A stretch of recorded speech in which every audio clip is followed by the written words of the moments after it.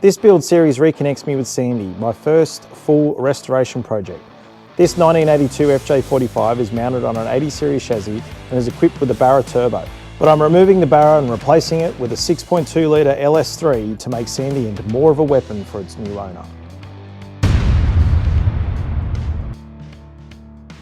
Here we go.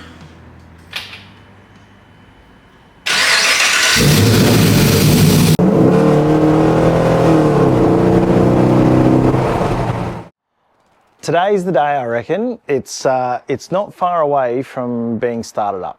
So let's catch you up on where I'm up to. All right, so engine-wise, everything's mostly plumbed up. So all the fuel lines, fuel reg state as it was, all the fuel lines, got a quick connect fitting to go into the LS fuel rail. So fuel-wise, that's all good. Power steering, so got an Aeroflow power steering reservoir, and then obviously into the LS2 pump. So I had to get a bracket made up for all that, or I had to buy a bracket off the shelf for all that. And then needed a new high pressure power steering hose. So I went down to Easy Hoses in Epping, and they sorted me out for that, which was great. And so I sort of just went in and I went, okay, yeah, I need, sort of probably 1300 mil. And you'll see how that all bolts up very shortly. Low pressure side, it's all fine. It'll go through a cooler, which will go through that. The radiator hoses. Now on the Barra, I was running, these flexi steel hoses, which were okay, but I wasn't overly a fan of them after a little while. So what I've done here, believe it or not, this is actually the top part of the hose off the EH, like off the Commodore, off the V6 one. And then I had another scrap piece there. And then I bought a little adapter because this is 38 mil, this is 32 mil. So I bought a little adapter to join that. It's even got a little fitting hole, which I need to go and get a plug for, because I wasn't sure if I was needing that for coolant temp sensor, but apparently I can get it out of the CAN unit, so I don't necessarily need that, but it's there anyway. So that solves that issue. The bottom hose, these are the silicone fittings that I had on the Barra, and believe it or not, I just chopped out a whole heap of the hose, and that's what we've got. So I was pretty happy with it. That all appeared as it was. You'll see me bolt up a little bit later on. I've made like a heater tap bracket that sits up there that'll go into the heater tap, and then got the bulkhead fitting, so our heater hoses and then aircon.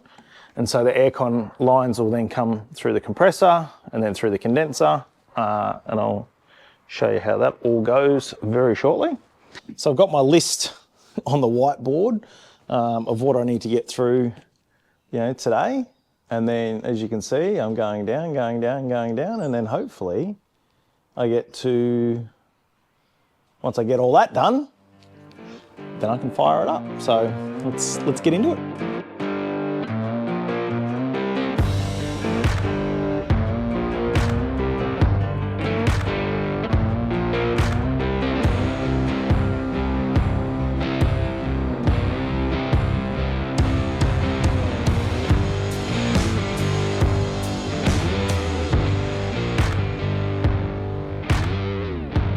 One of the last jobs I've got before I can fire it up is getting its home for the new shifter. Now, the ZF shifter sat about here, and it was a cable driven shifter, so there was a big hole in the floor pan here in order for the cable to go through.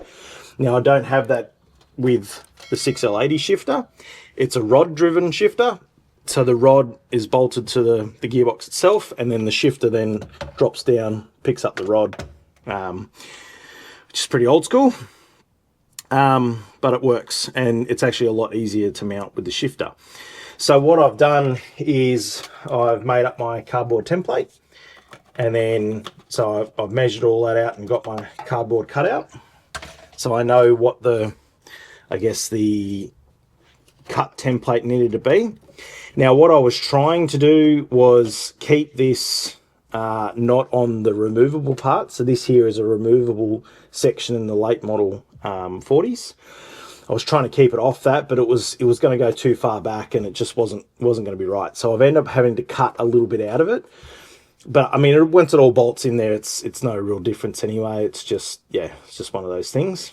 So that's all fine. So what I've done is, when I bolt this back in, I've now got my hole for my shifter. Now, the other thing that I've had to do with this, and you'll probably see a little bit of the repair panel here, which is all getting covered by the sound deadener anyway.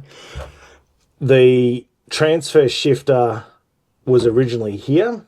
Now, the reason why it's like that is because, and you would have seen on the Marks adapter, there is actually a bolt section there for the transfer shifter, because they generally go and get bolted onto the gearbox themselves. But where that shifter mount is right underneath my handbrake, so I can't use it on this one. So, and I had this issue with the Barrow as well. So that's why I made up like a little 50mm cradle in this removable section itself, as you can see.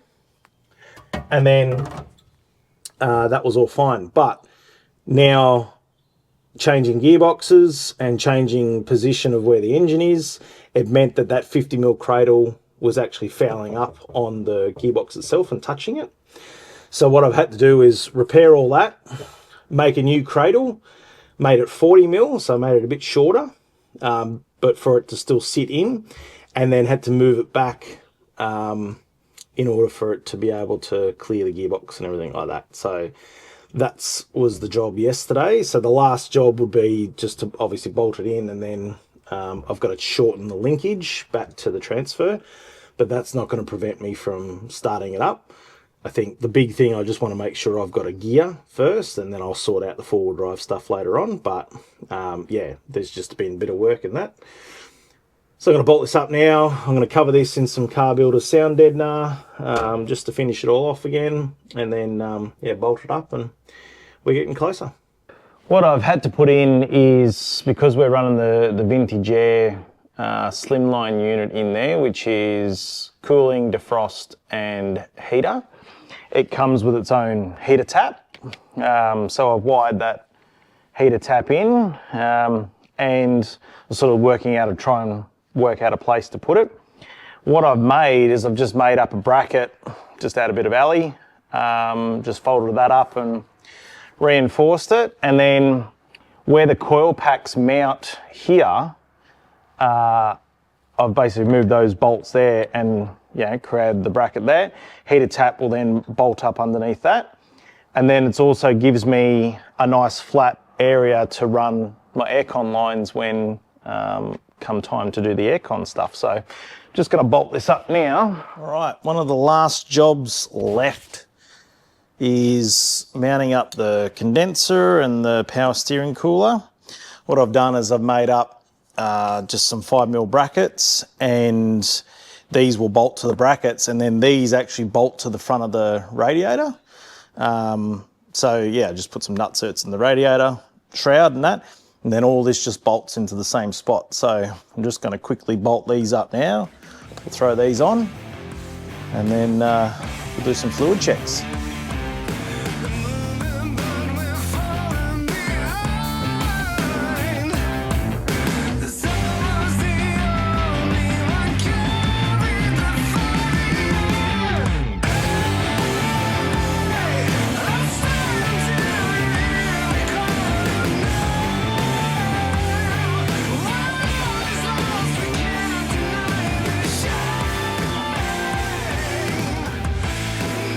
All right, last checks. Fuel lines are tight, we've got oil, power steering fluid. I'm not running coolant again because just gonna try and start it up and see if it actually runs. So I'm not gonna finish that part off yet. Battery's in, I've got ignition, everything's doing what it's meant to be doing. So let's just see. Here we go.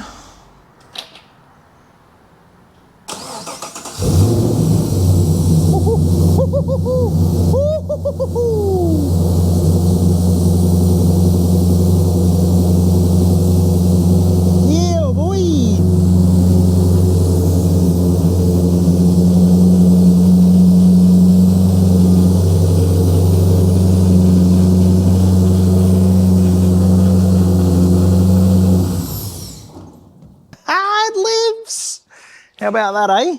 It's first go again. Wow. Anyone think I actually do this for a living? Which I don't, by the way. Yeah, stoked. Yeah, well, always an important milestone, that one, the old first fire up. And as you can see, I've got through my list, and I've only got, you know, little bits and pieces and that to go. So that's exciting. Where to next? Obviously, I've got to keep bolting stuff up and finishing everything off, but I just wanted to see if it actually starts and runs, and it starts and runs. Chances are I'll have to obviously get a tune. I've still got the wiring and that. I haven't even checked the check engine lights or any codes or anything like that yet. I'll deal with that later. But it fires up. That's the main thing. So one of the last jobs I've got to do before it goes and gets tuned. It probably doesn't have to be done before it's tuned, but it's one of those ones that it's getting towards the end of the build now, so I want to get it done, is the aircon lines. What I've got is, got the compressor, got the bulkhead mounts, goes into the evaporator unit, got the condenser, got everything all sort of hooked up, right? So what I've got, or what I end up getting, is there was a kit. You can buy them online. I just got it through Amazon. It was just the same kit as what some of the online retailers have. I think it was like 200 and something bucks. And it's got all the fittings, all the hose and everything like that. So it's got all these fittings for all the different sizes. So we've got obviously size 10, size 8, size 6. And it comes with all the crimp-on ends, all the hose and everything like that. So the only thing that was missing is obviously the crimper tool to be able to make it all. So what I did is, and the jury's out on whether this stuff's any good or not, but this Vivor stuff. So that's the crimper, and it comes with all the dies to go into it. One thing I noticed though is that I initially put in like a number 8, and it was too big. So what the one I needed to use was a number 8 SRB, not that I'm not sure what that is, but that's for the size 6. So that's all the liquid lines and that. And then, you know, 10 is for the high pressure line, and then 12 is for the suction line. So effectively all I've done is, so these are the fittings, so they just come off, and you can, you know, they're just the fittings, and then you just adjust the hose to suit. And then really simply, you're just grabbing that, clamping that on, and it creates a nice aircon line. So yeah, it's been pretty good, to be honest. It's the first time I've sort of done the aircon lines, you know, and yeah, having the right tools there. Again, that crimper tool was only like 150 bucks or something like that. Like, it wasn't dear at all. And it's something that I'll do on this. I've got to do it on the EH, and future projects that I'll do, I'll always have aircon. So that's just a handy little one. So let me just talk through the bits and pieces. Now, this originally was that black piece, but Jason, the owner, made up a nice stainless piece for me and polished it up, which is quite nice. Got the condenser running through here, and then, as we can see, got the lines sort of going through there and then tucking up behind the washer bottle, and then spitting out. I've got the receiver dryer there, which goes up into there. And then this one is the high pressure line, which I'm just about to finish up. And at the back, I've got the suction line, which will have the low pressure port on there as well. So that's finishes all that off. One thing I did need to do is, on this piece of alley that's sitting in between these two silicon bends, I've actually welded on a little 1/4-inch MPT bung in order to be able to run the vacuum line for, you know, the breather for the valve cover. And then the other side, then there's this one here, then goes through to the purge valve, and then I've got to hook up the charcoal canister. So that's a charcoal canister that was originally on it, which is off a 1FZ 80 series. And so I'm just going to mount that up in that little home there, like in that little spot in there. It'll fit in there quite nicely. And then that's sort of that bit done.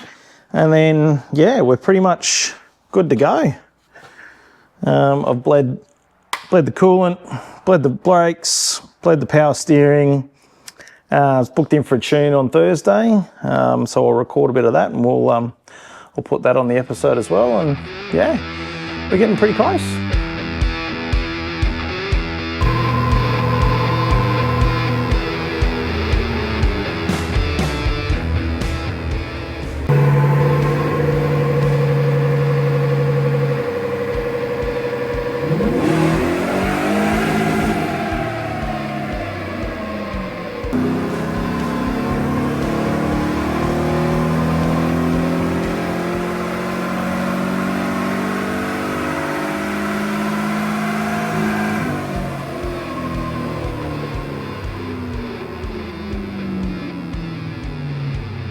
It's a very bittersweet day today. The Sandy's all done and Jason, the owner, is literally an hour or so away from picking it up. So, yeah, I guess it's bittersweet because, again, I've really enjoyed building it. Like, yeah, it's just been, having not done an LS before, it probably won't be my last LS that I build because they're actually, yeah, the volume of parts that's available for it is incredible. So, yeah, it won't be my last LS, that's for sure. But it's just been able to reconnect with a familiar favourite, and yeah, and yeah.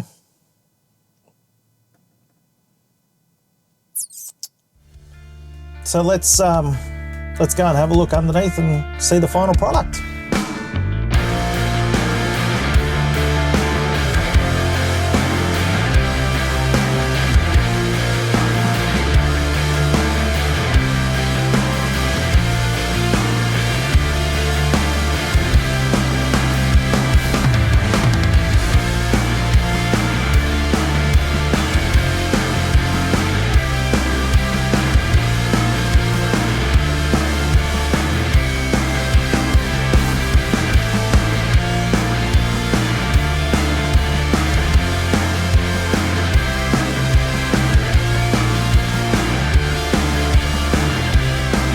I think it's come up pretty bloody nice, to be honest. And what's interesting is that I'm starting to see the evolution in my builds as well, obviously, because this was one of the very first full builds that I've done. The things that I've learnt from that I've taken to, next builds of EH, the VDJ80, and now I've come back to this. There's certain things that I did before that I don't do now, or things that I've evolved in terms of build process and craft and everything like that. So yeah, it's been really cool from that perspective to just sort of see the evolution of the build, the evolution of your skills and what you learn and everything like that. So yeah, I'm pretty stoked. It's some of my best work, I reckon. And yeah, I mean, it's just the finishing little touches. Now, just rounding out the dyno discussions and everything like that. So took it down to Jay, down Geelong way to Conversion Electrics. And yeah, he's the LS guy. So if you've got an LS that you need tuned, he's the awesome dude to get it all done. And yeah, we spent, a couple of hours just going through all the systems, making sure that the 6L80 worked, making sure all the sensors work, fuel pressure was set, everything like that. And yeah, it's probably been the smoothest of all the tuning that I've done over the years. It's probably been the smoothest one that I've ever had done. In terms of power numbers, I think it made 239 kilowatts and I think it was like 500 and something Newton meters of torque, which puts it, so in terms of, comparisons, it's got more power than the Barra, but a little less torque, which, is exactly what Jason was looking for. So it ticked all the boxes there. In terms of setup, I mean, it's just a bog stock LS3 setup. So, we haven't played with injectors. We haven't played with anything like that. It is literally just bog stock. So that's what they can produce, from factory sort of thing. So, Yeah, I think that's been really cool. The fact that it fired up first go again was, you know, tick. And the fact that, you know, yeah, the owner's coming to pick it up right now. And he's literally driving it back to Queensland. So that'll be a good test for it. Got the aircon gas, so we certainly don't need the aircon here at the moment. It is bloody cold still. It's October and it's freaking still cold. But yeah, as he goes north in the border, you know, he'll probably need it in that. But yeah, that'll be a good test for it, just to test that, stretch its legs on the highway. So I thought, you know what? Let's go for a little drive just before he picks it up. One last little drive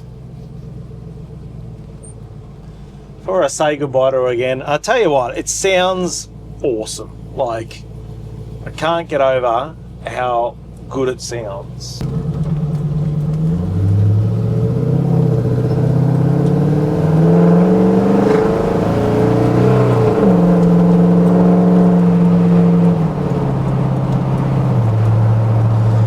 It drives nice. Like, the seating position's, you know, not that great for me, but it just drives nice. Like, the shifting is really good. Like, the shift patterns are nice.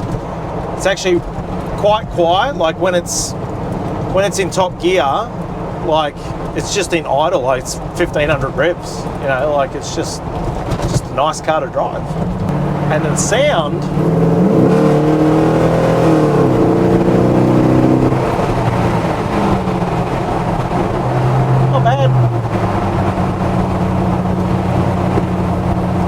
So there you go, eh? That's a drive of Sandy. Hope you enjoyed that. It's been pretty cool. I think, well, obviously that's going to wrap the build series up for the LS 4580. I hope you've enjoyed this one. Stay tuned, obviously, because I'm still going on the EH. The EH will be back and posting up. And then finally, I've been talking about it for probably a year or two now, but the Jimny gets to come back into the shed and the daddy-daughter project will begin in earnest over the Christmas holidays. So keep your eye out for the build series on that.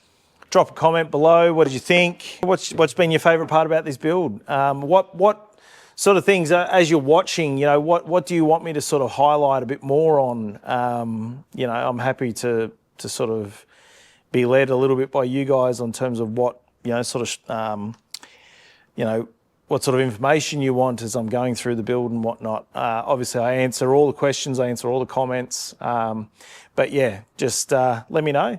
And if you haven't already, smash that subscribe button because every little bit helps. So yeah, that wraps this build up and on to the next one. Catch you guys.